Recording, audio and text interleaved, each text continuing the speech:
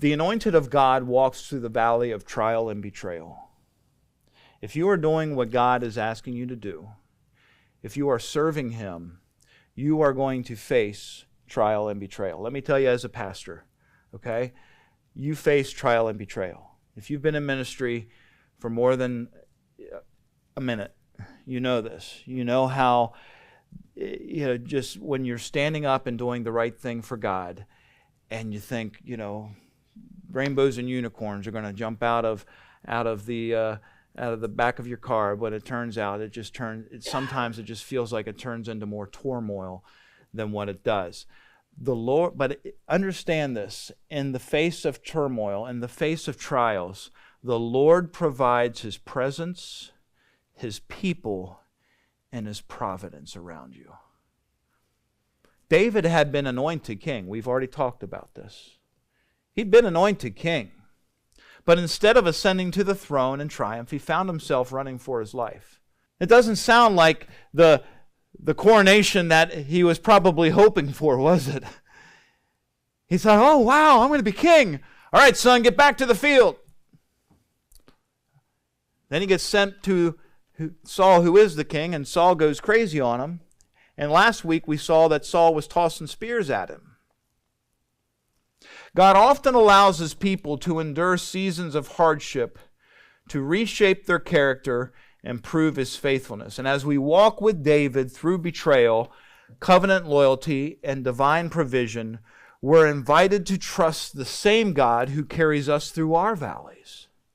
So we're not going to read through this verse by verse.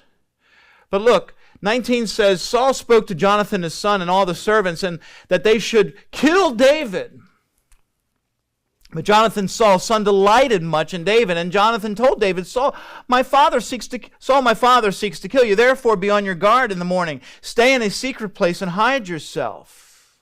David had done nothing to deserve Saul's revenge. We've established that. He served faithfully under Saul. He defeated Goliath, even though he carried his head around for 3 weeks, and delivering Israel from the Philistines. But Saul is consumed with his jealousy and fear that made David his enemy. And so John is intervening, trying to bring peace. It's funny, the children of turmoil in a household often become the peacemakers of life. So Jonathan warns David of Saul's plot and pleads with his father. Saul listens, but just for a moment. And so Saul renews his attempt in verse 8 through 10, when David's success continues. It says that Saul once again tries to kill him, and David escapes from Saul's spear. This is like almost a replay of what we had last week. Now you know why I'm going through this. We also learned last week that Saul, in his manipulation, using his own daughter, Michal, to marry David, but he wanted to use that to try to get to David and kill him. But David is faithful, Michal is faithful to David and helps him flee out the window, verse 11 through 17, and creating a ruse within a household idol in his bed. And so when the guards come in to kill David, they find out that he's not really there. He's gone.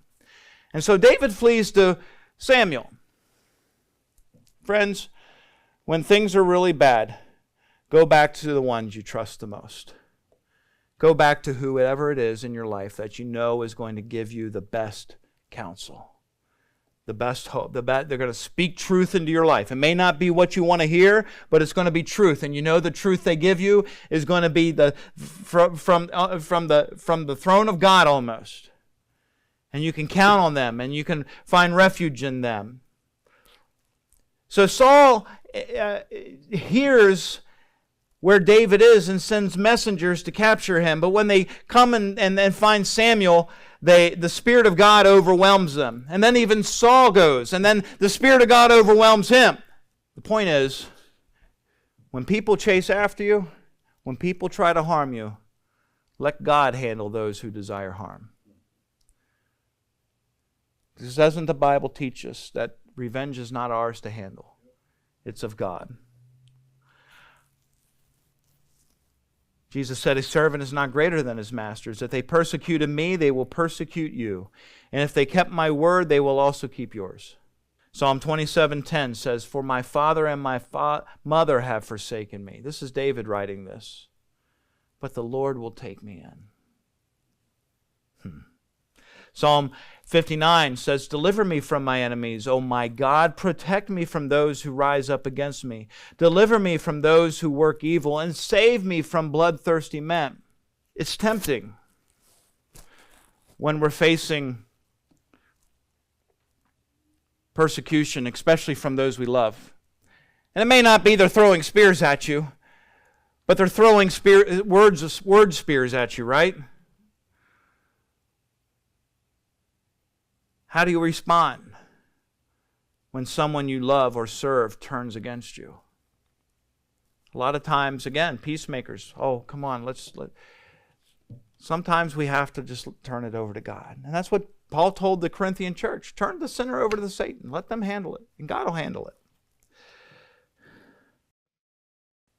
So that brings us to the covenant loyalty between David and Jonathan. So you get the picture now. David's running from Saul. He knows Saul's out to get him for sure. He's had 3 spears hurled at him. 1 pinned him against the wall. So he knows, I can't stay here. I've got to flee my life. But look, David has ties back here. He's got ties in Bethlehem. He has Michal, his wife. He's got Jonathan, who he's made a covenant with. He's a servant of the king. How does he handle this? So it says, Jonathan made a covenant with the house of David, saying, may the Lord take vengeance on David's enemies. And Jonathan made David swear again by his love for him, for he loved him as he loved his own soul. Again, we're reiterating 1 Samuel 18:1. This love, this bond that is existing between 2 very, very good friends. So, David's flight leads him to seek clarity from Jonathan. Jonathan, why is your father trying to kill me? And Jonathan is struggling with the reality of this. Seems like he's kind of flipped. Why would Dad do such a thing? And so he says, David, we got to figure out the truth here. David proposes a test to Jonathan. Jonathan, this is what we're going to do. New moon's here. We're about ready to have a big feast. I'm not going to be there. And your dad's going to notice. And when your dad notices, you're going to tell him that I'm just not available. Maybe I was unclean. And then if he asks again, you're going to tell him that I went to Bethlehem. And if your dad says to you, Jonathan, well, peace be with him then. I hope he has safe travels. Then you know that I'm reading too much into this. But if your dad gets angry because I'm not there, then you know that I'm not seeing things. Then you know that I'm not just making this up. And so they reaffirm their covenant loyalty, this hesed, saying, you know what? No matter what happens, we're going to be faithful to each other as friends. And so David promises Jonathan to warn warn David if Saul does intend to harm. Now, how is he going to do that? He doesn't have text message. He doesn't have email. So he says, you know what, David, here's what we're going to do. At the end of the feast, you're going to be waiting out in the field. And at such and such a time, I'm going to come out to the field, and I'm going to, with my armor bearer, and I'm going to pretend like I'm practicing shooting my bow. And I'm going to miss the target. And I'm going to send my servant out to find the arrow. If you hear me say, oh, servant, it's off to the side, then you know everything's okay and you can come back in. But if you say to me, oh, servant, I overshot and it's gone much farther, then you know it's time to run. So here's how it plays out. The feast begins. And Saul notices David's absence. And he assumes that, well, David's probably ceremonially unclean. Can't come in and have part of the feast if you're ceremonially unclean. That's the first day. Day 2 comes around. This is verse 24 through 34 of chapter 20. Day 2 comes around and Saul says, hey, Jonathan, where's Saul at? Where's David at? "Oh, he went to Bethlehem, Dad." And Saul says, "You son of a perverse, rebellious woman." There's words we have in the English language for what Saul just says. I'll let you use your own imagination what they were. But there's a rage. And he says to Saul, "I'm going to kill you, son, for this." This rage, this unhinged man just comes even more unglued. And Jonathan goes, "Okay, I know what this means." And in fact, Saul even hurls a spear at Jonathan. And so Jonathan, at the end of chapter 20, says, "I got to go tell David and warn David about my dad." And that's what happens in verses 35 through 42. Jonathan gets up the next morning, goes to the field, shoots the arrow, and calls out to his armor bearer,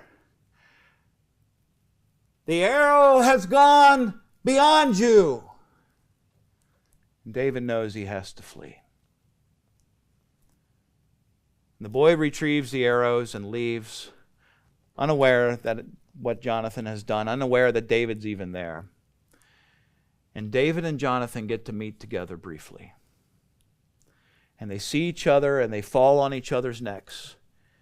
And they weep and they embrace. Jonathan sends David away in peace. He says, "David, don't you worry. I'm not going to forsake you." Notice that Jonathan stays faithful to his dad as well. I'm really always amazed. Jonathan is able to walk both sides of this fence without dishonoring his dad, but keeping his covenant with David. And so we get to the end of Samuel. I'm sorry to break the news to you, but at the end of Samuel, Jonathan dies in battle with his dad. So Jonathan sends David away in peace, and he says, "I remember our covenant. I remember our friendship. I'm going to stay faithful to you, my friend. We will be friends forever until the day we die." And so after David flees from Saul in 1 Samuel 20, he and Jonathan are going to have one final meeting in 1 Samuel 23, verse 16 through 18. They get to see each other one more time. That's recorded in Scripture. So this is the next to the last time the best of friends are going to be able to punch each other in the shoulder or whatever, they do, or, kill a small animal. Whatever it is they're going to do, this is the last time these good friends are going to be together. And verse 42 says, Jonathan said to David, "Go in peace, because we have sworn both of us in the name of the Lord, saying, the Lord shall be between me and you, and between my offspring and your offspring forever." And David held up that end of the covenant, because we see how David honored in 2 Samuel Jonathan's children. So Jonathan goes back home. That's friendship. And in a world today where friendships are so cheap because we just like or dislike people on social media, how we need friendships like that. God often sustains us through the covenant relationships in times of pain. Faithful friends encourage us to trust in the Lord in times of uncertainty. Jonathan could have been selfish in this. He could have said, David, come on, I'll work things out, or, try to manipulate things. But he knew. And he wanted to stay faithful to David, and he wanted what was best for David. Sometimes obedience to God also leads to heartbreaking separations. We have to say goodbye to friends. Not out of spite, not out of anger, not out of bitterness, but just because it's what's best for each other. Then David came to Nob, to Ahimelech the priest, and Ahimelech came to meet David trembling and said to him, "Why are you alone and no one with you?" And David said to Ahimelech the priest, "The king has charged me with a matter and said to me, 'Let no one know anything of the matter about which I send to you and which I have charged you.'" and I have made an appointment with the young men for such a place. Friends, David lied. Sometimes I answer the question, is there ever a biblical time when it's okay to lie? That's somewhere in the same area as which came first, the chicken or the egg. Was David right to say such a lie? I don't know. He's bearing false witness. He's bearing false testimony. It goes on to say, now, what do you have on hand? Give me 5 loaves of bread or whatever is here. And the priest said, answer David, I have no common bread on hand, but there is holy bread, if the young men have kept themselves from women. And David answered the priest, truly women have been kept from us, as always when I go on an expedition. The vessels on the young men are holy even when it is an ordinary journey. How much more today will the vessels be holy? And so the priest gave him the holy bread, for there was no bread but the bread of presence, which was removed before the Lord to be replaced by the hot bread on the day it is taken away. Now, a certain man of the servants of Saul was there that day, detained before the Lord. His name was Doeg, the Edomite, the chief of Saul's herdsmen. Now, does this story sound familiar to you?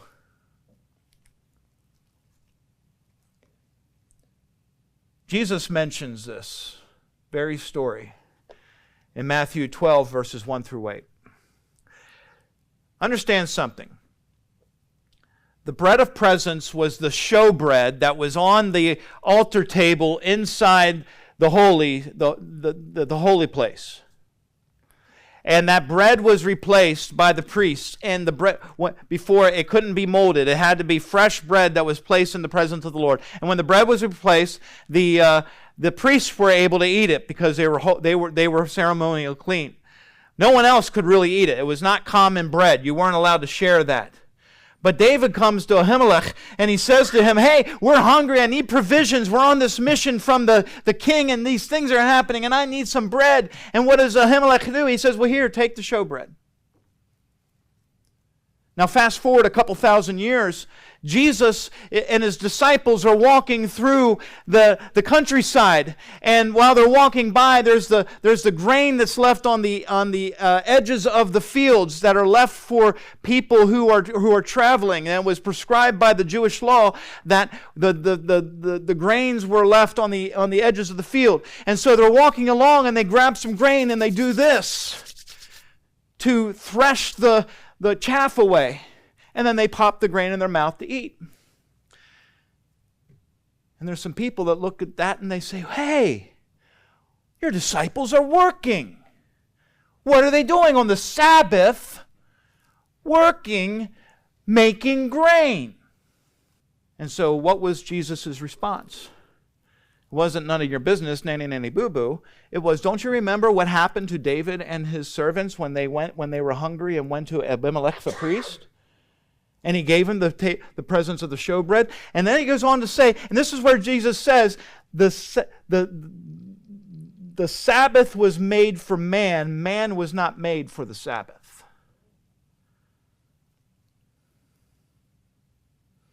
Jesus uses David's action as an example of how human need can take precedence over ceremonial law. In other words, God's law isn't meant to crush life, it's meant to give life. And the legalistic mindset misses the heart of God. And we do this with all kinds of things. And so David asked Abimelech, don't you have a spear or sword? I don't have anything. And so the priest says to Gad in verse 9, here's Goliath's sword. We've seen this before. He says, take this. And David says, that's a great sword. There's no other sword like this. I'm going to take it. I'm going to use it. So David gets a provision of bread. And he gets a provision of weapons. And David, I'm sure David's looking at this sword like, God's delivered me before. He's going to deliver me again. Friends, when things are dark in life, look back at what God's done for you. We don't know what holds tomorrow because tomorrow has enough worries of its own. Today can be dark enough. And it seems like Nothing's going to work out like that. How is anything good coming out of this? And David's probably thinking the same thing. Sooner or later, Saul's going to catch up with me, and his people are just going to rouse me and kill me. I'm doomed. Oh, I remember that situation. God's got me. I remember when God did this. I remember when God preserved me. I remember when God took care of me. I remember when the times when I didn't know how I was going to make the next mortgage payment, and somehow God made it happen. I remember when the diagnosis just seemed hopeless, and somehow God made it happen. I remember when the kids were doing what they were doing, and it just seemed like they were flying off the rails, and they were never going to come back to the Lord. But God had a plan and a purpose. And I remember how God brought everything together before. He's going to do it again. So David flees from Abimelech, and he goes to enemy territory. Not sure if he was thinking this through or not, but it says that he fled in verse 12 to Gath. And that was where Goliath is from. So here comes David walking into Gath with Goliath's sword. And the Philistines are all there, and they're saying, "Hey, wait a minute, we know you. You're that scoundrel that killed our best fighter. You're in for it." So what does David do? He pretends like he's a nut. Probably gets his hair up, he's jumping around and acting all crazy, and they're like, "Oh man, get away from me, man, you've lost it." He pretends he's mad to escape. Sometimes we feel like doing that, don't we? Maybe if I just feign some insanity, I could get put away for a little while and get some peace. God preserved David, even in his fear, even in his flawed strategy, even in his you know what it's like to be in times of life where it's very, very stressful. You're not thinking straight. You're in a panic mode. You're making bad decisions. I think David was probably in the same spot. He doesn't know where Saul's at. Doesn't have GPS on his phone or anything else to track any of this stuff. He just knows he's got to get out of Dodge. So Achish, the king of the Philistines, instead of killing him, had mercy on David and dismissed David as harmless.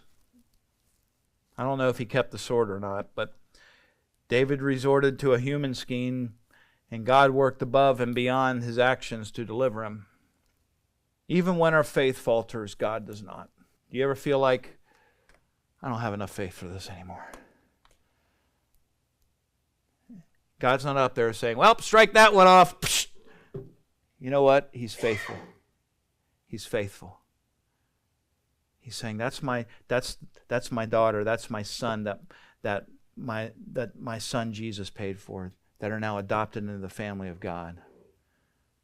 Sometimes God provides through unconventional or humbling means. Think about Elijah when he was fed by the ravens. That was not a 4-course meal. But there's a lot of connections in these 3 chapters to Christ. David's flight from Saul foreshadows Christ's rejection and suffering. Like David, Jesus was betrayed by those who chose him. Like David, Jesus trusted the Father's plan even as he walked through the valley of death. And just as God delivered David for his ultimate kingship, so God raised Jesus to reign forever. Psalm 34 verse 19 says, "Many are the afflictions of the righteous, but the Lord delivers them out of them all." If you're walking in the valley right now, I want you to know something. God hasn't abandoned you. He's not far from you. And if you're walking through the valley, I want to tell you something, believer, you are in good company. This world is not our home, but this season is very short. And one day our faith will be made sight. One day we'll see the King. And we will live under him forever. So Father, thank you. I pray that David's wilderness years would remind us that God's path often leads us through the valleys. I pray that we would remember that your path, your leading sometimes takes us through hardship and troubles and trials. But they are purifying. They are times to strengthen us and to prepare us for the journey ahead. I pray, God, that we would trust in you and trust in you during the trials, knowing that you are shaping us for His purpose, for your purpose. And I pray, God, as we go, you would keep us safe and bless us. In the name of Jesus, I pray. Amen.